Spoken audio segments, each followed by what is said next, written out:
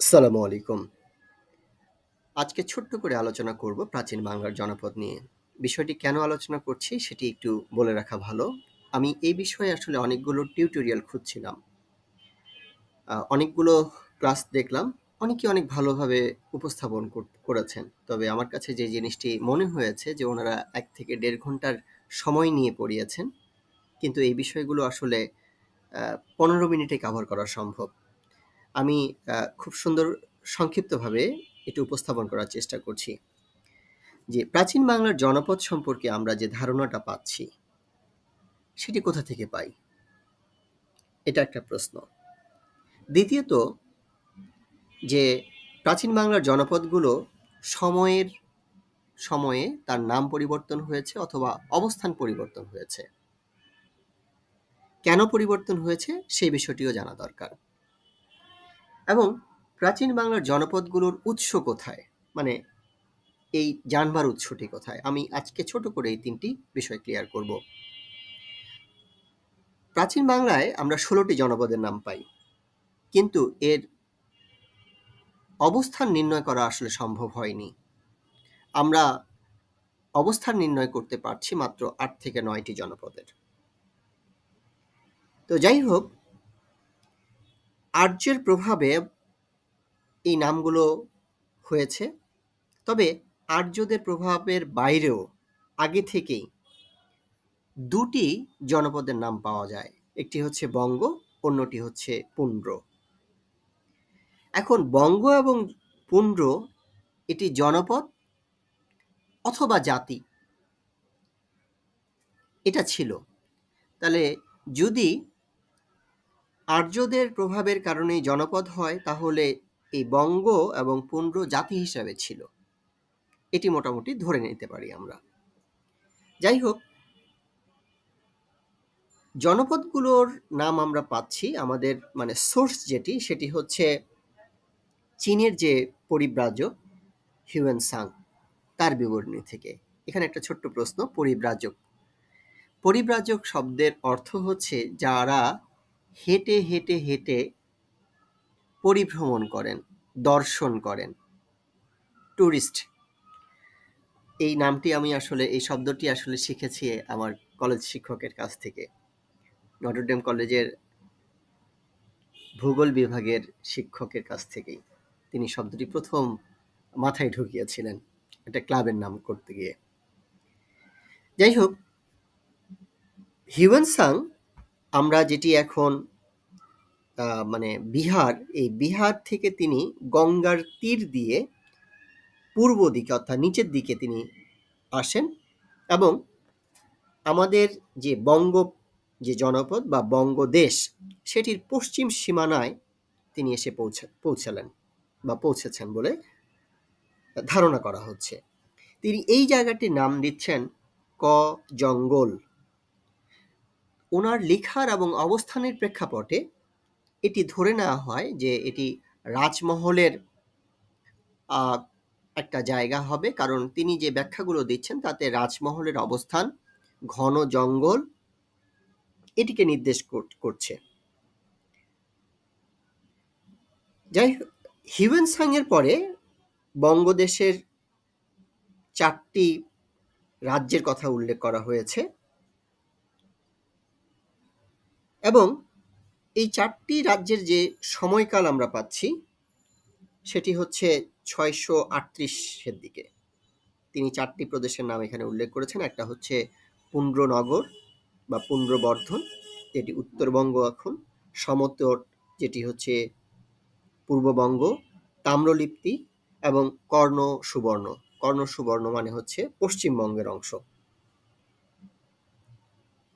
এখানে একটা বিষয় বলে রাখা ভালো যে ৬৩৮ সালে ৩৮-এর দিকে তিনি আসলেন, কিন্তু তিনি কর্ণ সুবর্ণের নাম উল্লেখ করলেন, গৌড়ের নাম উল্লেখ করলেন না।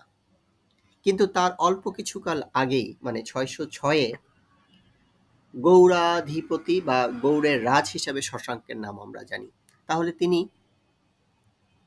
যে শশাঙ্ক যে গৌড়ের অধিপতি ছিলেন, গৌড় জনপদের অধিপতি ছিলেন, এটাতে কোনো সন্দেহ নাই। তিনি কেন এটা করলেন? এখানে একটি প্রশ্ন স্বাভাবিক। তিনি গৌড়কে মেনশন না করে তিনি গৌড়ের যে রাজধানী কর্ণসুবর্ণ সেটিকে উল্লেখ করলেন। হিউয়েন-সাং এর অল্পকাল পূর্বেই বৃহৎ সংহিতায় সূক্ষ্ম, সমতট, লৌহিত্য, গৌড়, পুন্ড্র, তাম্রলিপ্তি এবং বর্ধমান বঙ্গদেশের এই বিভাগগুলোকে তিনি উল্লেখ করেছেন। তবে প্রাচীন জনপদগুলোর অবস্থান কেন বলেছি আলাদা আলাদা হয়েছে, এটি শুধুমাত্র রাজনৈতিক কারণের। কারণ ভৌগোলিক এবং রাজনৈতিক বিভাজনের কিছু সময়ে আমরা দেখি যে পুন্ড্রর অংশ ছোট হয়ে এসেছে, বঙ্গের অংশ আরো বড় হয়েছে, অথবা বঙ্গ কিছুটা সংকীর্ণ হয়ে হরিকেলের মধ্যে চলে গেছে। এগুলো সবগুলো হয়েছে রাজনৈতিক বিভাজনের কারণে। অর্থাৎ যেই রাজা যত বেশি শক্তিশালী ছিলেন তিনি সেই রাজ্যকে তত বেশি প্রসার করতে পেরেছেন। তুলনামূলক দুর্বল রাজা তার স্থান সংকীর্ণ হতে শুরু করেছে। তবে এ বিষয়ে কোনো সন্দেহ নেই যে হিন্দু যুগে সমগ্র বাংলাদেশের বিশিষ্ট কোনো নাম ছিল না এবং এর ভিন্ন ভিন্ন অংশ ভিন্ন ভিন্ন নামে পরিচিত ছিল। আমরা সংক্ষিপ্তভাবে যেগুলো আমাদের কাছে আমরা পরিচিত এবং অবস্থান সেটিকে নিয়ে আমরা শুধু দেখবার চেষ্টা করছি। দেখুন, আমরা প্রথমে শুরু করছি বঙ্গ, কারণ বঙ্গ দেই যেহেতু আমাদের নামকরণ। বঙ্গ, বঙ্গাল, বাংলাদেশ। বঙ্গ বা বাংলাদেশ নামকরণের ইতিহাস, বাংলাদেশ মানে ৭১-এর হিসাব না, মানে প্রাচীন কাল থেকে যেটি বলছি সেটির একটি ইতিহাস আছে। ঐতরেয় আরণ্যক নামক যে গ্রন্থ সেখানে বঙ্গ একটি জাতির নাম হিসাবে উল্লেখ রয়েছে এবং ধর্মশাস্ত্রগুলোতেও আর্য সভ্যতা ও সংস্কৃতির বাইরে বঙ্গদেশের যে একটা অবস্থান ছিল এটা একেবারেই প্রমাণিত। মহাকবি কালিদাস তার রঘু কাব্যে বঙ্গদেশের অধিবাসীর কথা উল্লেখ করেছেন এবং তিনি যে সুন্দরভাবে উল্লেখ করেছেন সেটির একটি নমুনা আপনাদের তুলে ধরছি। তিনি বলছেন, বিজয়ী রঘু এই রূপে অপ্রতিহত পরাক্রমে প্রাচ্য দেশসমূহ জয় করিতে করিতে ক্রমে গিয়া তালিবন সন্নিবেশে শ্যামবর্ণ পূর্বে মহোদীর বেলাভূমিতে উপনীত হলেন। বেগবতী প্রবাহিনীর খরস্রোত, এই বেগবতী মানে এখন যেটি করতোয়া এ বোঝানো হচ্ছে, যেমন পুরো স্থিত উচ্ছ্রিত বৃক্ষকেই উন্মীলিত করে, কিন্তু আনতকায় বেতসলিকার কোনো ক্ষতি করে না। বিজয়দীপ্ত রঘুর প্রকৃত ও তদ্রূপ জানিয়া সূক্ষ্মদেশীয় মানে সূক্ষ্মের যারা আছেন নৃপতি তারা সম্মুখে মস্তক অবনীত করিলেন, অর্থাৎ রঘুর কাছে তারা নত স্বীকার করলেন। বঙ্গদেশের রাজন্যবর্গ, এই যে এখন শব্দটি শুনেন, বঙ্গদেশের রাজন্যবর্গ রণতরীর সাহায্যে প্রতিদ্বন্দ্বী রঘুর সহিত যুদ্ধার্থ উপস্থিত হইল। তিনি সবলে তাহার পরাজয় সাধনপূর্বক গঙ্গা প্রবাহ মধ্যবর্তী দ্বীপপুঞ্জে স্বীয় বিজয়স্তম্ভ প্রথিত করিলেন। অর্থাৎ এর আগে রঘু সমগ্র অঞ্চলে বিনা বাধায় জয় করেছেন, কিন্তু বঙ্গে তিনি এটি করতে পারেননি। অর্থাৎ বঙ্গকে এখানে তিনি বলছেন বঙ্গের যারা জাতি এরা অত্যন্ত সাহসী। মহাভারতের অংশে বঙ্গ, পুন্ড্র, সূক্ষ্ম, তাম্রলিপ্তি এই ৪টি জনপদের উল্লেখ রয়েছে। বল্লাল সেনের সময়, অর্থাৎ আমরা যেটা ১২০৪-এর আশেপাশের সময়কে বলছি, সেখানে বঙ্গদেশ, রাঢ়, বরেন্দ্র, বাগড়ি ও বঙ্গ এইগুলোর উল্লেখ পাওয়া যাচ্ছে। প্রাচীন জনপদ বর্তমানকালে দক্ষিণ এবং পূর্ববঙ্গের যে অংশ সেটি নিয়েই আসলে বঙ্গ। সাধারণত পশ্চিমে ভাগীরথী, এই যে পশ্চিমে একেবারে ভাগীরথী অর্থাৎ যেটি কলকাতার অংশ, তারপরে হচ্ছে উত্তরে হচ্ছে একেবারে পদ্মা, এই পদ্মার এই অংশটুকু, পূর্বের অংশ ব্রহ্মপুত্র এবং মেঘনা, দক্ষিণে সমুদ্র এর সীমারেখা, অর্থাৎ একটা বড় অংশ নিয়ে এর সীমারেখা।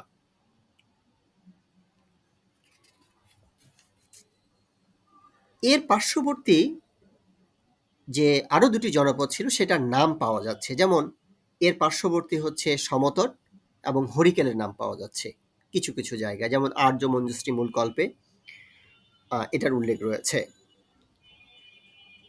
আর্য মঞ্জুশ্রী কল্পে তিনটা জনপদের নাম উল্লেখ পাওয়া যায়, একটা হচ্ছে বঙ্গ, একটা হচ্ছে হরিকেল, একটা হচ্ছে সমতট। এর পরবর্তী আমরা একটু জানবার চেষ্টা করব যে পুন্ড্র, কারণ পুন্ড্রের উল্লেখ রয়েছে, তাহলে পুন্ড্রের উল্লেখ রয়েছে কিসে? একটা জাতি হিসাবে, যেটি আমরা অনেক পূর্বে জানছি।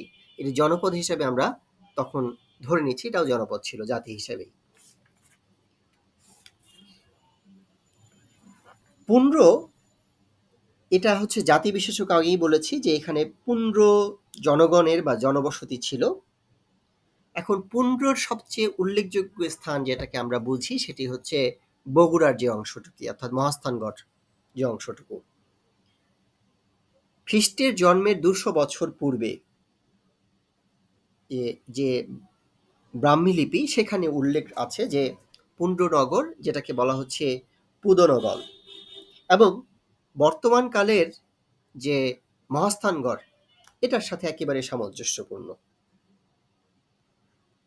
পুন্ড্রবর্ধনের অবস্থানকে ক্লিয়ার করার জন্য ইউএন সাং বলছেন যে গঙ্গা অতিক্রম করে 600 লি যাওয়ার পরে একটি শহর পাওয়া যায়, যে শহরটি হচ্ছে পুনফতন, অর্থাৎ এটার ভাঙ্গা ভাঙ্গা করে যদি চৈনিক ভাষায় বলি তাহলে এটা দাঁড়ায়, কিন্তু বাংলার নাম দাঁড়ায় হচ্ছে পুন্ড্রনগর। এই লি শব্দটি মানে হচ্ছে 1 লি সমান সমান, আমি যদি ভুল না করে থাকি তাহলে 3 কিলোমিটারের কিছু বেশি।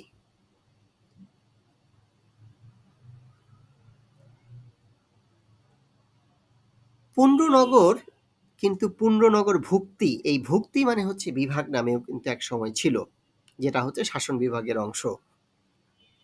এটার অবস্থান বলা হচ্ছে যে গঙ্গা নদীর পূর্বভাগে, বর্তমান বাংলাদেশের প্রায় সমস্ত ভূখণ্ডকেই বোঝানো হচ্ছে এই অংশটুকু। এর 4টা অংশ, এর 4টা অংশের মধ্যে একটা হচ্ছে বর্তমান রাজশাহী একটা অংশ। পুন্ড্রনগর ভুক্তির কিন্তু অনেক বড় অংশ ছিল, এবং এককালে এটা অনেক বড় রকমের প্রসিদ্ধ একটা নগরী ছিল। পুন্ড্রনগরকে আমরা কেন এটা বলছি? কারণ এটার ধ্বংসাবশেষের মধ্যে যে শিলাগুলো পাওয়া যায় সেখান থেকে একেবারেই স্থানটি যে হিউয়েন সাং যেটি বলেছেন সেটির সাথে যথার্থ মিল। পুন্ড্রের সাথে সহাবস্থান করছে আরো কয়েকটি প্রাচীন ভৌগোলিক অংশ, যার মধ্যে বরেন্দ্র বা বরেন্দ্রী। এখন পুন্ড্র এবং বরেন্দ্রর মধ্যেও কিন্তু একটা সংমিশ্রণ আছে। পুন্ড্রের কিছু অংশ বরেন্দ্রের মধ্যে ঢুকেছে, বরেন্দ্রের কিছু অংশ পুন্ড্রের মধ্যে ঢুকেছে। এখন এই বরেন্দ্র মানে হচ্ছে বর্তমান যে আমরা এখন অংশ বিশেষ দেখছি, এটি হচ্ছে এই যে রাজশাহীর অংশ, এই রাজশাহীর যে নিচের অংশটুকু সেটাই হচ্ছে বরেন্দ্রের অংশ।